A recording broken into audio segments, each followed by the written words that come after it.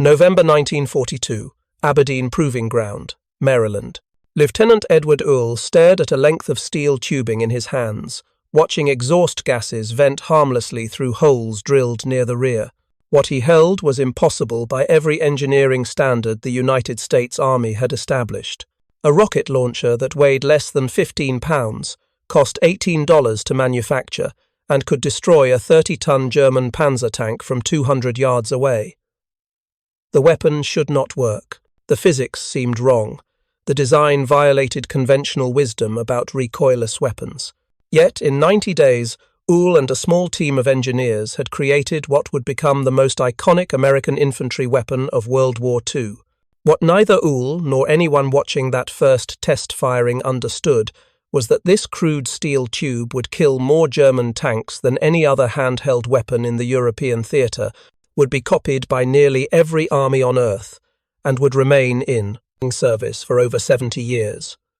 The mathematics of American infantry effectiveness in World War II were not being written in the prestigious laboratories of MIT or the sprawling facilities of the Manhattan Project, but in a modest workshop by a 26-year-old engineer who had been given an impossible deadline and told to solve a problem that had stumped weapons designers for a generation.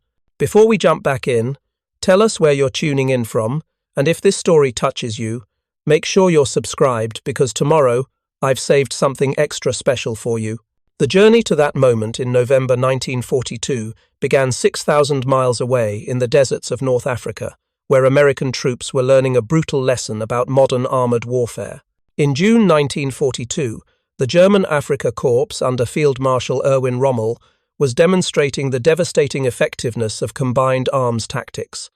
Panzer tanks, supported by infantry and artillery, were crushing British defensive positions in Libya and driving toward Egypt. American military observers watched these battles with growing alarm because they knew American troops would soon be fighting the same enemy, and the United States Army had no effective infantry anti-tank weapon. The standard American anti-tank rifle was the Boys .55 caliber rifle borrowed from the British. It weighed 36 pounds, was difficult to transport, had punishing recoil that injured soldiers' shoulders, and could not penetrate the frontal armour of any German tank built after 1938. Against the latest German Panzers, the Boys rifle was essentially useless. American infantry facing German armour had only two options: call for artillery support or die. Artillery was not always available. Radio communications were unreliable. Weather could prevent air support.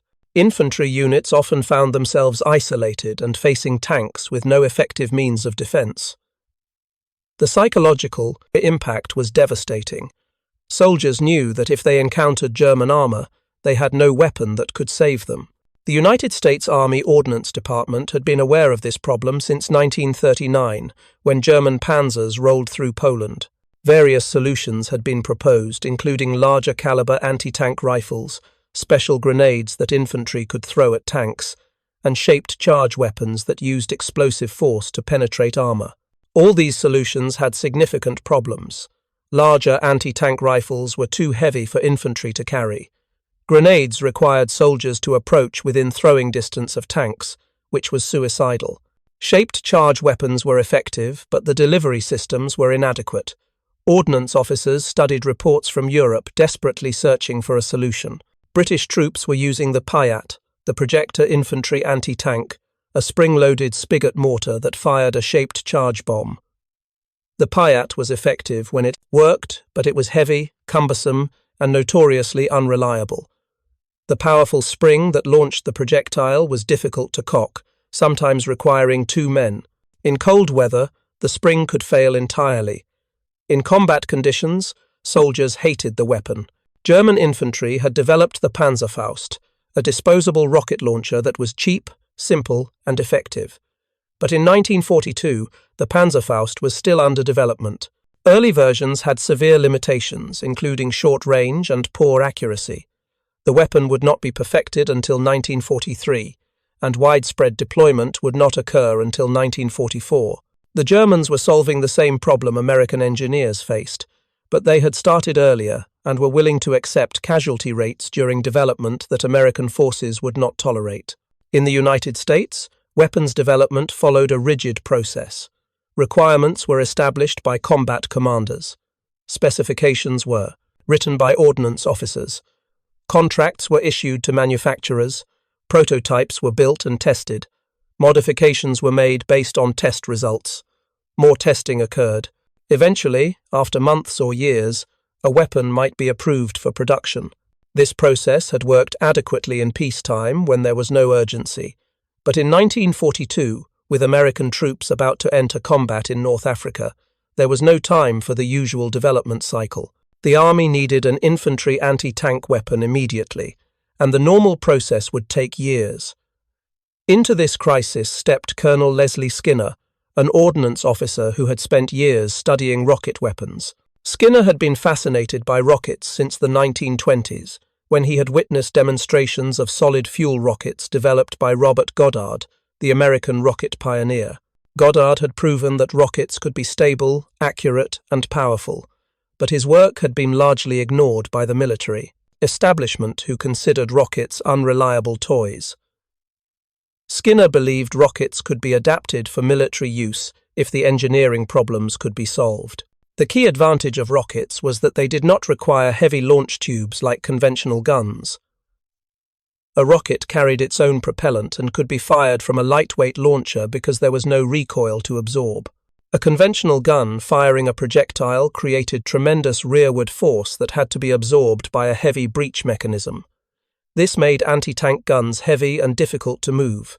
A rocket launcher could be light enough for one soldier to carry because the rocket's thrust was balanced by exhaust gases venting from the rear. Skinner had been experimenting with rocket designs at Aberdeen Proving Ground, the Army's primary weapons testing facility in Maryland.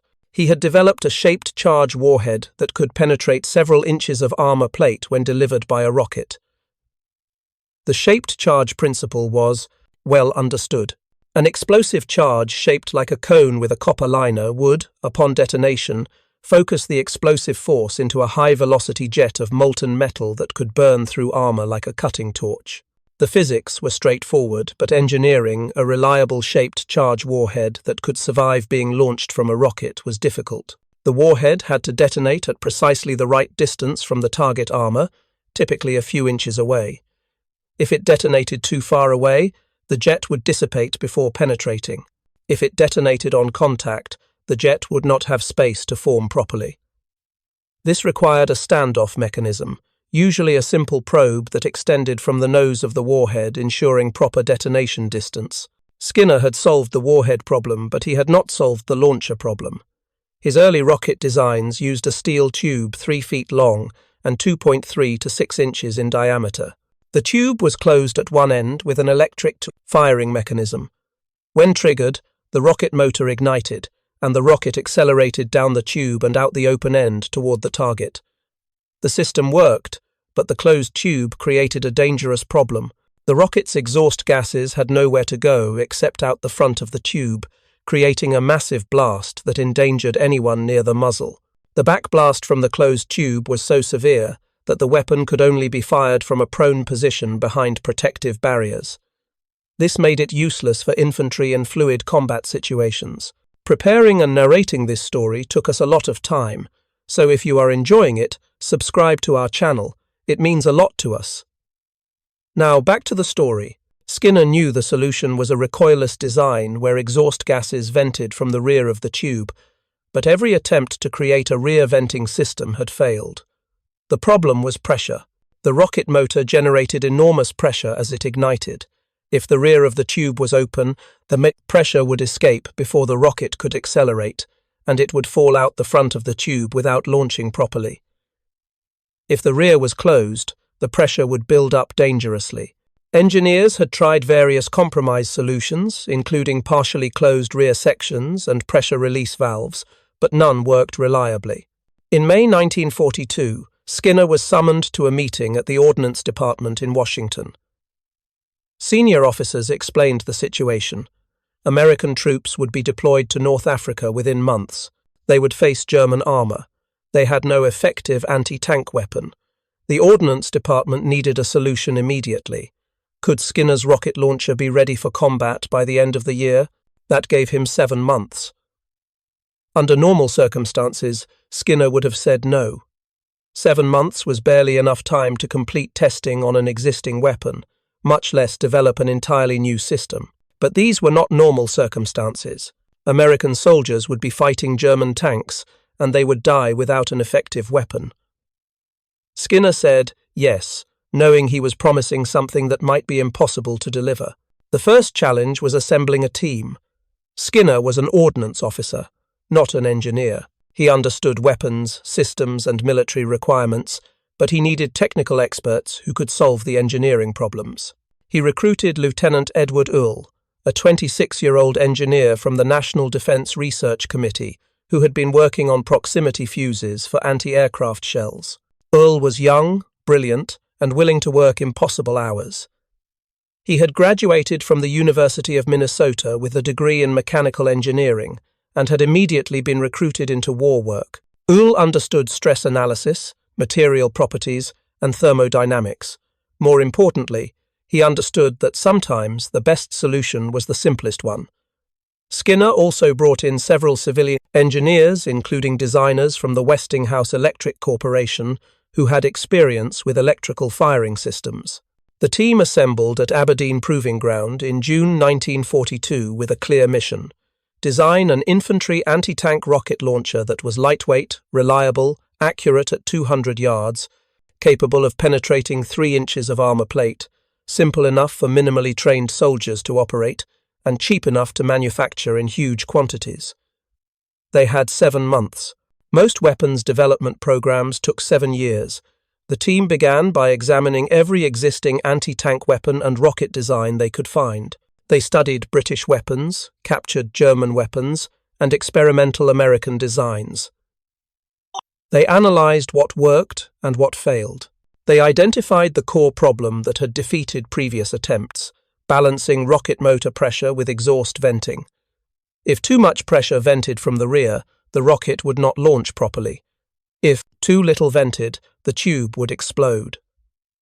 The breakthrough came in August 1942, during one of the endless testing sessions. Uhl was examining a failed rocket design that had used Venturi tubes, devices that used the Venturi effect to accelerate gas flow. The Venturi effect was a principle in fluid dynamics, where a gas flowing through a constricted space would accelerate and drop in pressure. Jet engines and carburetors used Venturi tubes to create suction. Uhl wondered if the same principle could solve the rocket launcher's pressure problem. What if the exhaust gases were allowed to vent through the rear of the tube, but the venting was controlled by carefully sized holes rather than a completely open rear section? The holes would need to be large enough to release sufficient pressure to prevent the tube from exploding, but small enough that adequate pressure remained to accelerate the rocket. It was a delicate balance that would require precise engineering. Uhl grabbed a length of steel tubing from the workshop. The tube was approximately 5 feet long and 2.3 to 6 inches in diameter, just large enough to accommodate the rocket Skinner had designed.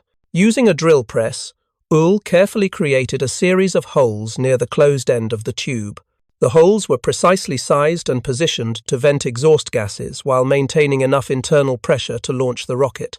The calculation required estimating the combustion pressure of the rocket motor, the mass of the rocket, the desired exit velocity, and the volume of gas that needed to be vented. Uhl worked through the mathematics multiple times, checking and rechecking his calculations. The margin for error was tiny. If the holes were too large, the rocket would fall out the front of the tube. If the holes were too small, the tube would explode. If the holes were positioned incorrectly, the tube would be unbalanced and accuracy would suffer. After 3 days of calculations and modifications, Uhl believed he had the correct design. The tube had a closed rear section with precisely sized Venturi holes that would vent approximately 60% of the exhaust gases while retaining 40% to accelerate the rocket. The balance should provide enough thrust to launch the rocket at approximately 300 feet per second, while keeping internal pressures below the tube's structural limits. On a cold morning in November 1942, the team assembled at Aberdeen Proving Ground's test range to conduct the first live fire test. A steel plate 3 inches thick representing German tank armor was positioned 200 yards downrange. Uhl loaded the rocket into the tube from the rear, connected the electrical firing wire, shouldered the launcher, aimed carefully at the target, and squeezed the trigger. Exhaust gases vented from the rear holes in a controlled blast. The rocket accelerated smoothly down the tube and erupted from the muzzle trailing smoke. It flew straight and true across 200 yards, struck the armor plate nose first, and detonated. The shaped charge warhead functioned perfectly. The molten copper jet burned through 3 inches of hardened steel like it was paper, leaving a hole the diameter of a pencil on the entry side and the size of a fist on the exit side. Any tank crew behind that armor would have been killed instantly by the jet and spalling metal fragments. The weapon worked.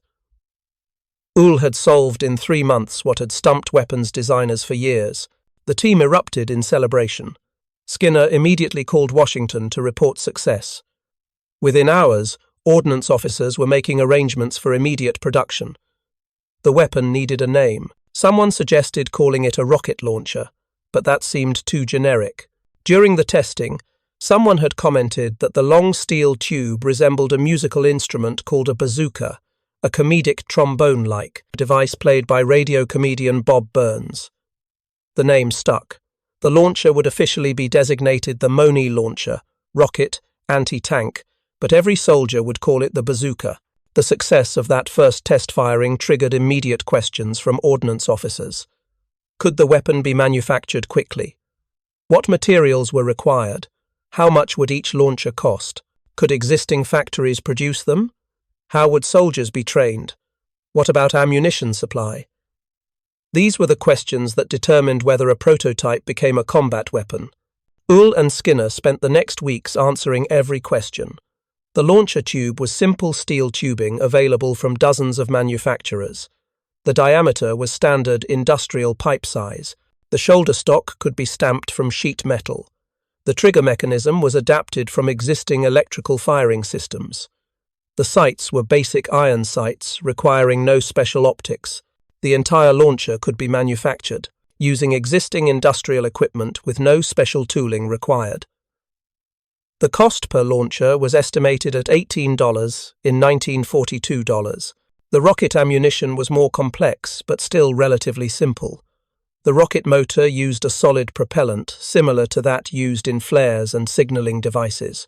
The shaped charge warhead required precision manufacturing but used established techniques. The electrical igniter was simple. The fins that stabilized the rocket in flight could be stamped from sheet metal. Each rocket would cost approximately $26 to manufacture. For $44, the Army could equip a soldier with a launcher and 1 round of ammunition capable of destroying a German tank worth hundreds of thousands of dollars. The economics were staggering. Production began immediately at multiple facilities. The E.G. Budd Company in Philadelphia, known for manufacturing stainless steel railroad cars, was contracted to produce launcher tubes. The General Electric Company manufactured the electrical firing mechanisms. Multiple ammunition manufacturers began producing rockets.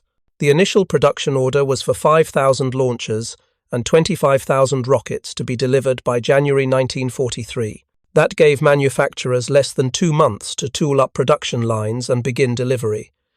It was an impossible deadline that everyone knew had to be met. American troops were already embarking for North Africa. They would face German tanks within weeks. The bazooka had to reach them before the first battles.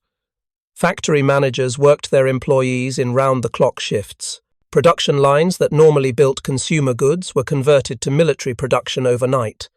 Workers who had been making household appliances learned to manufacture rocket launchers. Quality control inspectors checked every launcher to ensure the venturi holes were precisely sized and positioned. A single manufacturing defect could cause the launcher to explode when fired, killing the operator. There was no room for error, no tolerance for sloppy workmanship. Lives depended on precision. By December 1942, the first production bazookas were arriving at training camps where infantry units preparing for deployment to North Africa received the new weapons. Soldiers were skeptical. The launcher looked like plumbing pipe. The rocket looked like a firework. Could this crude device really stop a German tank? Training instructors demonstrated the weapon's effectiveness by firing at mock tank targets. When soldiers saw the shaped charge warhead burn through armor plate, skepticism turned to enthusiasm. Here, finally, was a weapon that gave infantry a fighting chance against armor. Training programs were established, teaching soldiers how to load, aim, and fire the bazooka. The weapon required a two-man team, a gunner who aimed and fired the launcher, and a loader who inserted the rocket from the rear, connected the firing wire. The loader also watched for backblast danger, ensuring no one was positioned behind the launcher when it fired.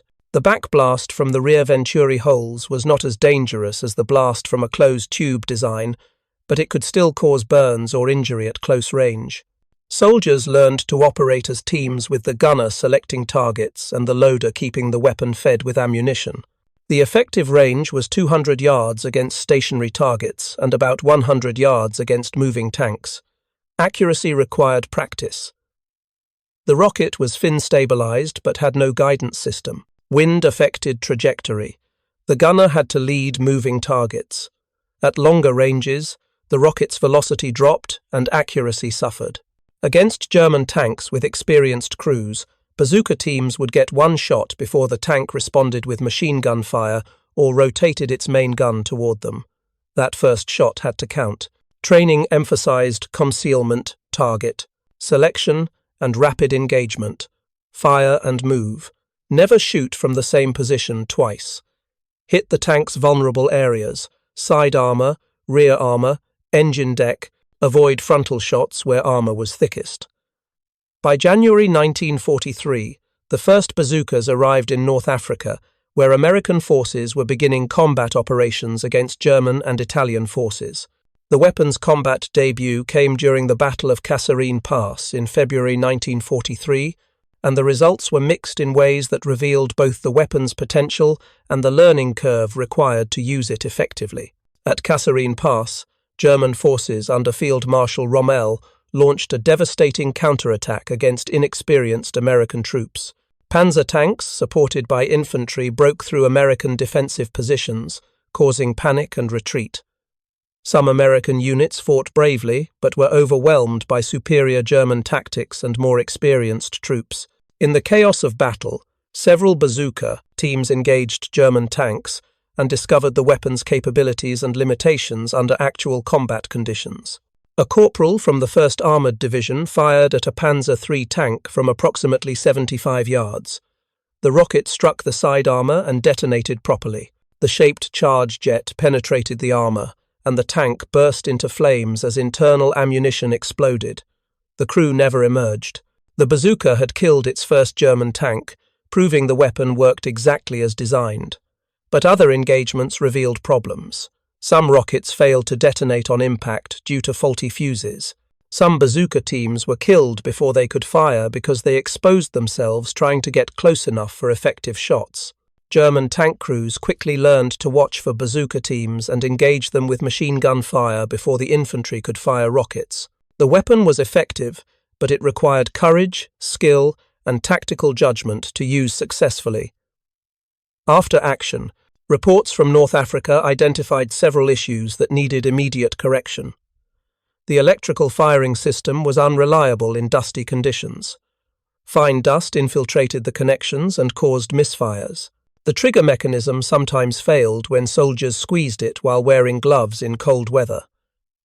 The sights were difficult to use in combat when adrenaline made hands shake, and there was no time for careful aiming. The rockets themselves had quality control problems, with some batches having higher failure rates than others. Uhl and Skinner reviewed the reports and immediately began developing solutions. The electrical firing system was redesigned with better insulation and protective covers. The trigger mechanism was enlarged so gloved hands could operate it reliably. The sights were simplified to make rapid target acquisition easier. Manufacturing standards for rockets were tightened with more rigorous inspection procedures. These modifications were incorporated into production within weeks, and improved bazookas began reaching combat units by spring 1943. The rapid response demonstrated the advantage of having the weapon's designers directly involved in monitoring combat performance, rather than leaving feedback to work through layers of bureaucracy. When soldiers reported problems, Uhl and Skinner heard about them immediately and could implement solutions without waiting for formal approval processes. Meanwhile, the German army was developing its own answer to the tank problem. The Panzerfaust, which translates to armoured fist or tank fist, was a disposable rocket launcher that German engineers had been developing since 1941. The design philosophy was entirely different from the American Bazooka, where the Bazooka was a reusable launcher firing separate rocket ammunition. The Panzerfaust was a single-use weapon where the launcher and rocket were integrated into one disposable unit. The German approach had advantages and disadvantages.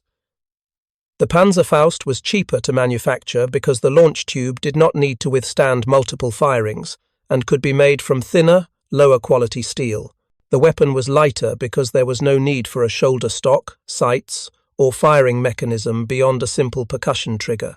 Soldiers could carry multiple Panzerfausts, firing each one and discarding the empty tube. The disadvantage was that each shot required a complete weapon rather than just a rocket, which meant more manufacturing capacity was needed to maintain ammunition supplies. German engineers had solved the pressure venting problem differently than the Americans. The Panzerfaust used an over-caliber warhead, meaning the explosive charge was larger in diameter than the launch tube. When the rocket fired, the smaller diameter tube allowed exhaust gases to escape around the warhead before the rocket left the tube. This created a recoilless effect without requiring precisely engineered venturi holes like the Bazooka used. The Panzerfaust development program took considerably longer than the Bazooka program, despite Germany's head start. Early prototypes appeared in 1941, but the weapon was not ready for combat use until 1943, and widespread distribution did not occur until 1944. The German military bureaucracy was even more rigid than America's, requiring extensive testing and approval processes. Various government agencies competed for control over weapons development, creating administrative delays. Manufacturing capacity was diverted to other priorities, including tank production and aircraft manufacturing. By the time the Panzerfaust reached German infantry in large numbers, the strategic situation had shifted dramatically. Germany was on the defensive, fighting Soviet forces in the east and Allied forces advancing from the west and south. The weapon that might have been decisive in 1941 or 1942 arrived too late to change Germany's strategic position. Nevertheless, the Panzerfaust proved effective in defensive combat. German soldiers used the weapon to ambush Soviet tanks in urban warfare, where the short range was not a disadvantage. In the ruins of Stalingrad, Berlin, and dozens of other cities, Panzerfaust, equipped infantry destroyed hundreds of Soviet tanks. The weapon gave individual soldiers the ability to fight armor without requiring crew-served anti-tank guns or artillery support. Hitler Youth units, old men of the Volkssturm Home Guard, and regular Wehrmacht soldiers all used the Panzerfaust in the desperate final battles of the war. The parallel development of the Bazooka and Panzerfaust revealed different national approaches to weapons development and different military cultures. American engineers working under Uhl and Skinner emphasized rapid prototyping, immediate field testing, and continuous improvement based on combat feedback. The development process was flexible and responsive. When problems emerged, solutions were implemented quickly, without waiting for formal approval. This approach worked because senior officers like Colonel Skinner had the authority to make decisions without constantly referring issues up the chain of command. The system trusted engineers to solve technical problems and gave them resources and authority to do so. German weapons development, by contrast, was characterized by competing bureaucracies, rigid testing requirements, and interference from political leadership. Hitler personally involved himself in weapons design decisions, sometimes overruling engineers based on his own theories about warfare. Multiple agencies claimed authority over different aspects of weapons development, leading to delays and conflicts. The result was that German weapons often incorporated excellent engineering and innovative concepts, but took far too long to reach combat troops.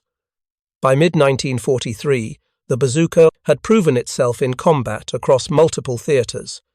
In Sicily, American infantry used bazookas to destroy Italian tanks and German pillboxes. In the Pacific, Marines discovered the weapon was effective against Japanese bunkers and fortified positions. The shaped charge warhead could blast through reinforced concrete, and the relatively light weight made the bazooka easier to transport through jungle terrain than heavier anti-tank guns. The versatility surprised everyone.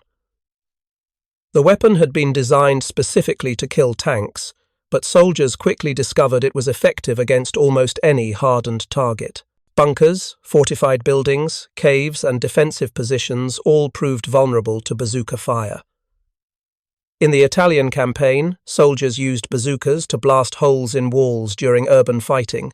In the Pacific Island campaigns, Marines used them to clear caves where Japanese defenders refused to surrender. The weapon became a general-purpose assault tool rather than just an anti-tank weapon. Production expanded to meet growing demand. By the end of 1943, over 100,000 bazookas had been manufactured along with over 1 million rockets. The weapon was standard equipment in every American infantry division and was also supplied to British, French, and other Allied forces under Lend-Lease agreements. Soviet forces received several thousand bazookas and immediately copied the design, producing their own version designated the RPG-1. The Soviets made minimal changes to the American design, essentially manufacturing unlicensed copies, because wartime urgency overrode peacetime concerns about intellectual property. The bazooka's success created a new problem. German tank designers began developing countermeasures. The most effective countermeasure was simple increased armor thickness. Early war, German tanks like the Panzer III had frontal armor approximately 2 inches thick, which the bazooka could penetrate easily. Later, war tanks, like the Panzer V Panther and Panzer VI Tiger, had frontal armor up to 4 inches thick, which was beyond the bazooka's penetration capability. German engineers also developed spaced armor configurations, where thin steel plates were mounted several inches in front of the main armor. When a shaped charge warhead hit the outer plate, it detonated and the jet formed normally, but by the time the jet reached the inner armor, it had dissipated and lost penetrating power. Spaced armor added minimal weight but significantly reduced shaped charge effectiveness. Tank crews also learned tactical countermeasures. They avoided terrain where bazooka teams could ambush at close range. They kept infantry screens forward to spot bazooka teams before they could fire. They used machine guns aggressively to suppress any suspected anti-tank positions. German tankers developed a healthy respect for the bazooka and took significant precautions to avoid it. American engineers responded to German countermeasures by developing improved rockets with larger warheads and more powerful explosive charges. The M9 rocket, introduced in 1943, had a warhead diameter of 3.5 inches compared to the original M6 rocket's 2.3 to 6-inch diameter. The larger warhead could penetrate over 4 inches of armor, defeating most German tanks except the heaviest Tigers when hit from the front. The M9 rocket required a new launcher designated the M9A1 bazooka, which had a larger diameter tube to accommodate the bigger rocket. The new launcher was heavier at approximately 15 pounds compared to the original's 13 pounds, but the increased effectiveness was worth the weight penalty. Even more significant was the development of the M20 Super Bazooka after the war, which had a 3.5-inch diameter tube and fired rockets that could penetrate 7 inches of armor. The M20 remained in service through the Korean War and into the 1960s, proving the basic design's longevity. The continuous improvement process meant American infantry maintained effective anti-tank capability, even as enemy armor became more formidable. Each time German tanks received better armor, American rockets received bigger warheads. The technological race continued throughout the war, with neither side achieving permanent advantage. Combat experience revealed that the bazooka's psychological impact often exceeded its physical effectiveness. German tank crews knew American infantry had bazookas, and that knowledge affected their behavior. Tanks were more cautious about advancing without infantry support. They avoided close terrain where ambushes were possible. They used suppressive fire more liberally whenever they suspected anti-tank teams might be present. This caution reduced the aggressiveness of German armor operations and gave American infantry more confidence when facing tanks. soldiers who knew they possessed a weapon, capable of destroying any enemy tank, fought with more determination than soldiers who felt helpless against armor. The bazooka's mere presence changed the psychological calculus of infantry armor engagements, even when it was not fired. German commanders complained that their tank units were becoming too defensive, too unwilling to press attacks against dug-in American positions because of the bazooka threat. This tactical timidity, at the small unit level, contributed to strategic failures at the operational level. When local commanders hesitated to commit armor decisively because they feared ambush, larger offensive operations lost momentum and failed to achieve objectives. The manufacturing story of the bazooka deserves recognition as an achievement comparable to the weapon's design. American industry produced approximately 500,000 bazookas during World War II, along with over 15 million rockets. This massive production was accomplished while simultaneously manufacturing millions of other weapons, including rifles, machine guns, artillery pieces, tanks, aircraft, and ships. The industrial capacity required to sustain this level of production was staggering and represented one of America's decisive advantages in the war. Factory workers, many of them women who had entered the workforce to replace men serving in the military, learned precision manufacturing techniques and maintained quality standards under tremendous pressure. A single defective rocket could kill the soldier who fired it. A launcher with improperly sized venturi holes could explode when triggered. Quality control inspectors carried enormous responsibility, knowing that their decisions directly affected soldier survival. The dedication and professionalism of these civilian workers contributed as much to Allied victory as the combat soldiers who used the weapons. Production efficiency improved throughout the war as manufacturers learned better techniques and streamlined processes. Early bazookas required approximately 20 hours of labor to manufacture. By 1944, improved production methods reduced labor time to under 6 hours per launcher while maintaining quality standards. Similar improvements occurred in rocket production, where automation and better tooling increased output while reducing costs. The economic efficiency of the bazooka program stood in sharp contrast to other weapons programs that consumed enormous resources while delivering minimal combat effectiveness. The training infrastructure required to teach hundreds of thousands of soldiers how to use the bazooka effectively was another massive undertaking. Training manuals had to be written, instructors had to be trained, firing ranges had to be constructed, and training ammunition had to be manufactured. The Army developed standardized training programs that could be implemented at bases across the country and overseas. Soldiers received classroom instruction on the weapons operation, maintenance, and tactical employment, followed by live fire exercises where they actually launched rockets at target ranges.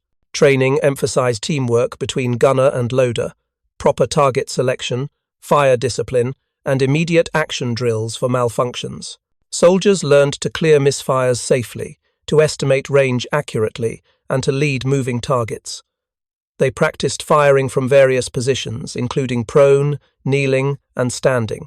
They learned to use available cover and concealment to protect themselves from return fire. The training was thorough and practical, focused on skills soldiers would need in actual combat rather than parade ground formality. Soldiers who completed bazooka training felt confident in their ability to engage enemy armor, and that confidence translated into combat effectiveness. Training accidents were remarkably rare given the number of soldiers trained and the inherent dangers of firing rocket weapons. The safety procedures developed by the training establishment protected soldiers while still providing realistic combat preparation. By late 1944, as Allied forces fought across France toward Germany, the bazooka had become so commonplace that soldiers almost took it for granted. Every infantry squad had access to bazooka teams. Every attack plan included anti-tank fire support from bazookas. The weapon was as fundamental to American infantry tactics as rifles and machine guns. This ubiquity represented the complete success of Uhl and Skinner's original mission, to provide infantry with an effective, portable, simple anti-tank weapon. The goal had been achieved so thoroughly that it was easy to forget how recently American soldiers had faced armor with nothing but rifles and grenades.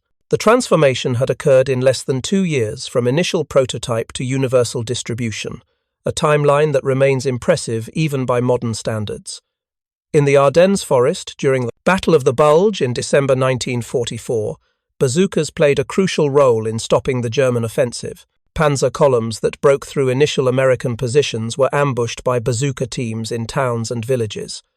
The close terrain negated German advantages in armor thickness and gun range. American soldiers fired from upper-story windows, from behind walls, from foxholes beside roads.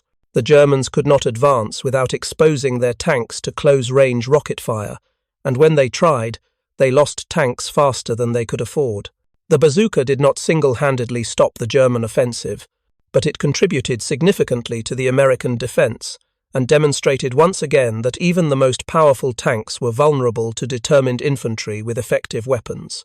The Soviet Union's response to receiving American bazookas under Lend-Lease demonstrated how weapons technology spread during wartime and how different military cultures adapted the same basic concept to their own needs. When the first bazookas arrived in the Soviet Union in 1943, Soviet engineers immediately recognized the weapon's value and began reverse engineering it. The Soviets were fighting a desperate war against Germany, with massive tank battles occurring across the Eastern Front. Soviet infantry needed effective anti-tank weapons just as urgently as American infantry did, perhaps more so given the scale of armored warfare on the Eastern Front. Soviet engineers stripped down the bazookas, measured every component, analyzed the metallurgy, and studied the operating principles. Within months, they had created their own version designated the RPG-1, which stood for Ruchnoy Protivotankovy Granatomyot, or handheld anti-tank grenade launcher. The Soviet version was nearly identical to the American bazooka, with only minor modifications to accommodate Soviet manufacturing capabilities and available materials. The Soviets had no qualms about copying foreign designs when those designs were superior to domestic alternatives. Pragmatism overrode pride. If the Americans had developed an effective weapon, the logical response was to copy it, improve it if possible, and manufacture it in huge quantities. Soviet production of the RPG-1 began in late 1943 and continued through the end of the war. Soviet factories manufactured thousands of launchers and hundreds of thousands of rockets, equipping infantry units throughout the Red Army. Soviet soldiers used the weapon extensively during the massive offensive operations of 1944 and 1945, when the Red Army pushed German forces back across Eastern Europe toward Berlin. In urban warfare particularly, Soviet infantry found the RPG-1 invaluable for clearing fortified buildings and destroying German tanks in close quarters. The weapon's effectiveness in Soviet hands validated Uhl's original design and demonstrated that the engineering principles were sound regardless of who manufactured the weapon. After the war, the Soviets continued developing rocket-propelled anti-tank weapons, eventually creating the RPG-7, which became one of the most widely distributed weapons in history. The RPG-7's lineage traced directly back to the American bazooka and the engineering breakthroughs Uhl achieved in 1942. Millions of RPG-7s were manufactured and distributed to Soviet allies, revolutionary movements, and guerrilla forces worldwide. The weapon became synonymous with irregular warfare and asymmetric conflict.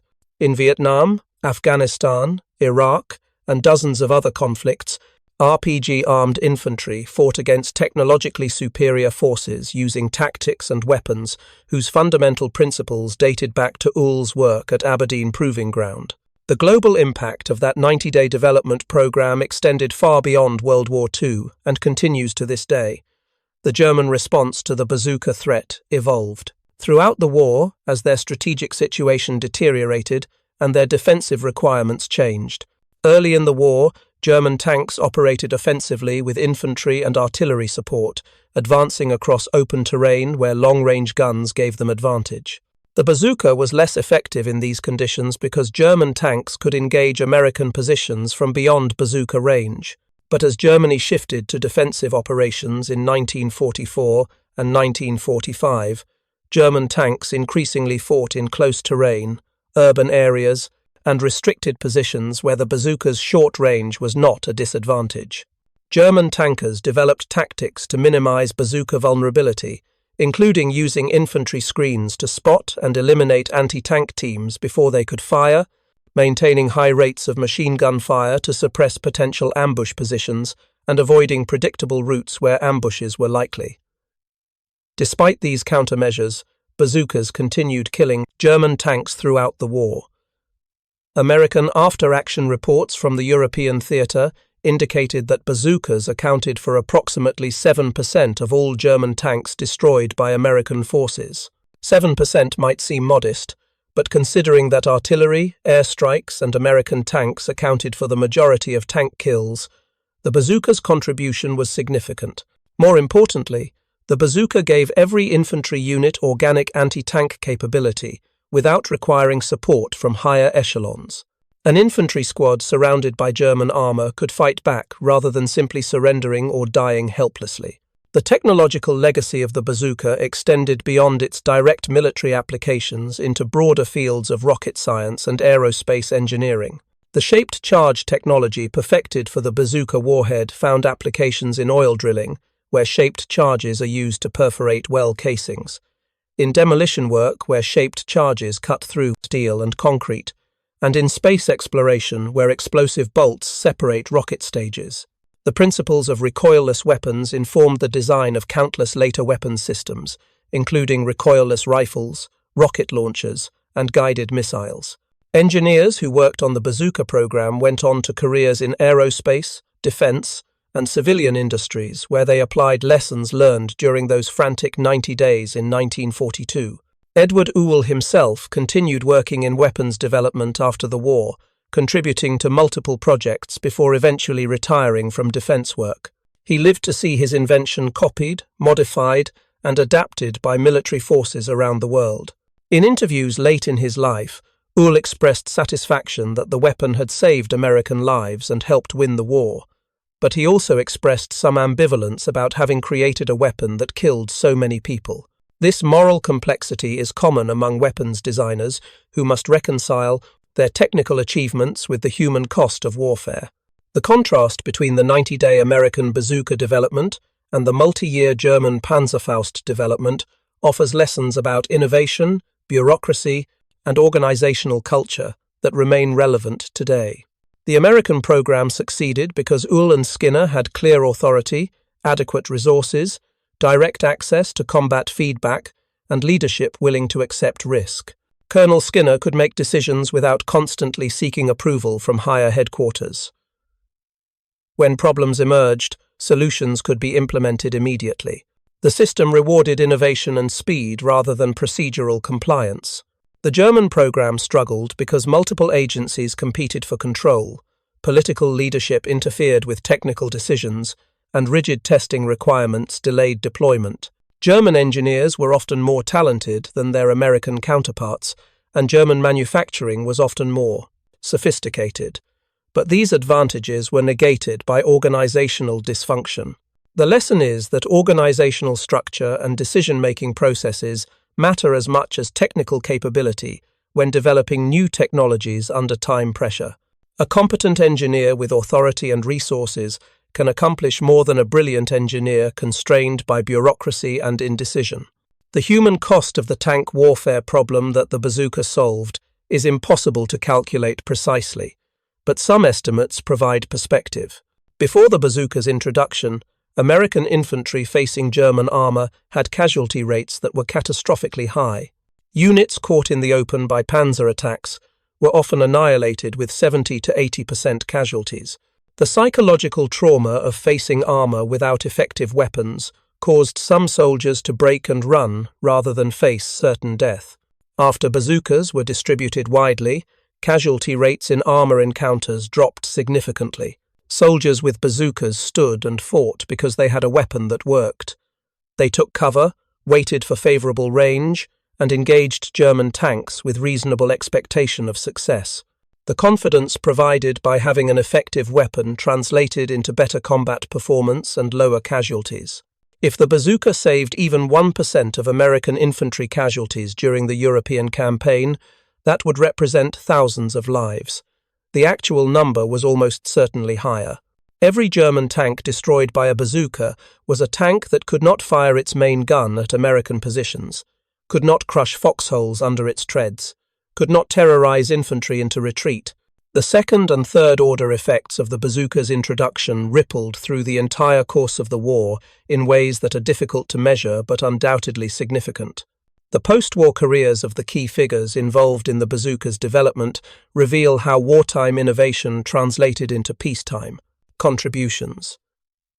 Edward Uhl continued working in defense research, contributing to the development of guided missiles and other advanced weapons systems during the Cold War. His expertise in rocket propulsion and warhead design remained valuable as the United States developed increasingly sophisticated weapons. Leslie Skinner retired from the Army as a full colonel and worked as a consultant on various defense projects. He maintained his interest in rocket weapons throughout his life and corresponded with other engineers working on similar problems. The civilian engineers and factory workers who had manufactured bazookas returned to peacetime production, applying precision manufacturing skills to consumer goods, industrial equipment, and construction materials. The institutional knowledge and manufacturing expertise developed during the war contributed to America's post-war industrial dominance. Companies that had manufactured bazookas used the same facilities and workforce to produce products that drove economic growth and improved living standards. The bazooka's influence on popular culture and public consciousness was substantial, though often superficial. The weapon appeared in countless war films, usually dramatically but inaccurately portrayed with exaggerated explosive effects and unrealistic accuracy.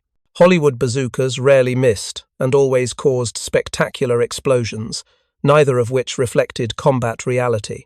Veterans who had actually used bazookas in combat often found these portrayals amusing or irritating depending on their temperament.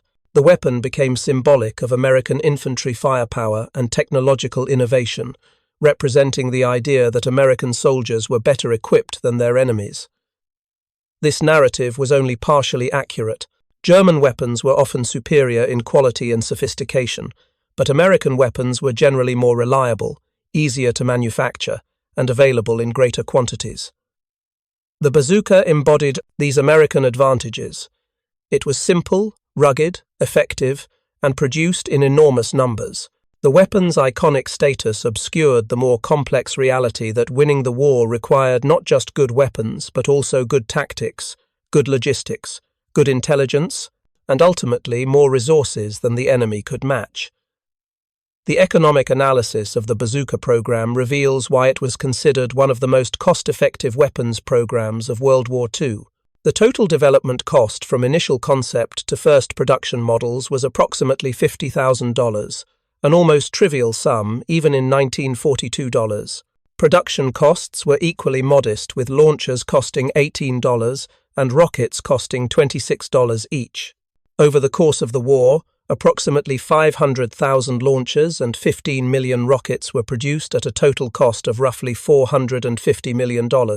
This sounds substantial until compared to the cost of other weapons programs. A single battleship cost approximately $100 million. A fleet carrier cost approximately $60 million. The entire bazooka program cost less than 5 battleships. Yet the bazooka's contribution to victory was arguably greater than many far more expensive programs because it directly addressed a critical capability gap that was getting American soldiers killed.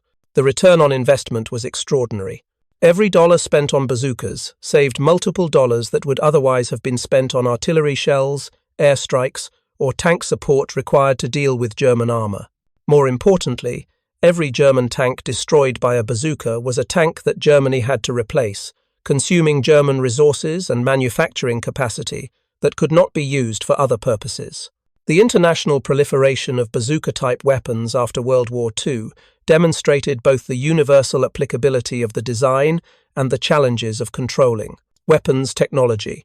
Within a decade of the war's end, nearly every military force in the world had acquired rocket-propelled anti-tank weapons, either by purchasing them from major powers, manufacturing them domestically, or receiving them as military aid. The technology was too simple to control and too effective to ignore. Small nations that could not afford large tank forces or sophisticated anti-tank guns could equip their infantry with bazookas or similar weapons and achieve credible anti-armor capability. Revolutionary movements and insurgent forces found that rocket launchers were ideal weapons for asymmetric warfare because they were portable, powerful, and did not require extensive training or logistical support. The same characteristics that made the bazooka effective for American infantry in World War II made it effective for guerrilla forces, fighting against government troops or occupation forces in later conflicts. This proliferation created security challenges that persist today. In conflicts from the Middle East to Africa to Southeast Asia, rocket-propelled grenades derived from the bazooka's design have been used by both regular military forces and irregular combatants. The weapons have been used legitimately in self-defense and illegitimately in terrorism and criminal violence. Uhl's 90-day innovation became a permanent feature of global conflict, demonstrating that weapons technology, once released, cannot be recalled or controlled, regardless of the inventor's intentions. The final accounting of the bazooka's impact must consider not just the weapon's direct effects, but also its influence on military doctrine, tactics, and force structure. Before the bazooka, infantry were largely helpless against armor and required support from dedicated anti-tank units equipped with towed guns or self-propelled tank destroyers. This created dependencies and vulnerabilities because infantry could not operate independently in environments where enemy armor might appear. The bazooka changed this calculus by giving every infantry unit organic anti-tank capability. Squads and platoons could operate with confidence, knowing they could defend themselves against armor without waiting for support from higher echelons. This independence enabled more flexible tactics and faster operational tempo. Commanders could disperse forces more widely because individual units were more survivable. Infantry could advance more aggressively because they were not defenseless if they encountered unexpected armor. These tactical and operational advantages rippled through military doctrine and influenced how armies organized and employed infantry forces for decades after World War II. The modern infantry squad, with its mix of rifles, machine guns, anti-tank weapons, and grenades, descends directly from organizational concepts validated by the bazooka's introduction. Every soldier in the squad contributes to the unit's overall capability, and the unit can engage multiple threat types without external support. This organizational model became standard in nearly all modern militaries and traces its origins to lessons learned when the bazooka gave American infantry the ability to fight tanks on something approaching equal terms. The story of the bazooka's development in 90 days, while the Panzerfaust took over 2 years, is ultimately a story about human factors in technological innovation. The technical challenges were similar for both weapons. The physics of shaped charges, rocket propulsion, and recoilless launching were well understood by engineers in both countries. The difference lay not in technical knowledge, but in organizational culture, decision-making authority, and willingness to accept risk. Uhl and Skinner succeeded because they were given a clear problem, adequate resources, authority to make decisions, and leadership that valued speed over perfection. They worked long hours, not because they were forced to, but because they understood the stakes. American soldiers were dying because they lacked effective anti-tank weapons, and every day of delay meant more deaths. This urgency focused effort and eliminated distractions. There was no time for bureaucratic infighting or political maneuvering. There was only the problem and the need to solve it. German engineers faced the same technical challenges but operated in an environment where bureaucratic obstacles slowed progress, where political considerations interfered with engineering decisions, where competing agencies fought over control rather than cooperating to solve problems. The result was that German engineers, despite comparable or superior technical skills, took twice as long to develop a comparable weapon. The lesson transcends warfare and applies to any field where rapid innovation is necessary. Organizations that empower engineers, minimize bureaucracy, accept calculated risk, and maintain clear focus on objectives will innovate faster than organizations that prioritize procedural compliance, require multiple layers of approval, avoid risk, and allow mission creep to diffuse effort. The bazooka succeeded not because American engineers were smarter than German engineers, but because the American system allowed those engineers to work effectively, while the German system impeded their efforts. Edward Uhl passed away in 2004 at the age of 89, having lived long enough to see his invention become one of the most copied weapons in history. In his final years, he reflected on the experience of developing the bazooka and emphasized that the weapon's success resulted from teamwork, clear objectives, and leadership willing to support innovation. He deflected personal credit, noting that many engineers and technicians contributed to the weapon's development and that combat soldiers were the ones who actually used the weapon effectively. This modesty was characteristic of Uhl, who never sought publicity or fame, despite his enormous contribution to Allied victory. He understood that the bazooka was not the work of a single genius, but rather the product of a system that functioned effectively under pressure. The individuals involved were important, but the organizational structure that enabled them to succeed was equally important. Creating an environment where innovation can flourish requires more than hiring talented people. It requires giving those people authority, resources, clear objectives, and freedom to experiment without fear of punishment for failure. These lessons remain relevant for any organization attempting to innovate under time pressure, whether in defense, technology, business, or any other field where rapid development of new capabilities determines success or failure. Up next, you've got two more standout stories right on your screen. If this one hit the mark, you won't want to pass these up. Just click and check them out. And don't forget to subscribe and turn on the notification bell, so you don't miss any upload from us.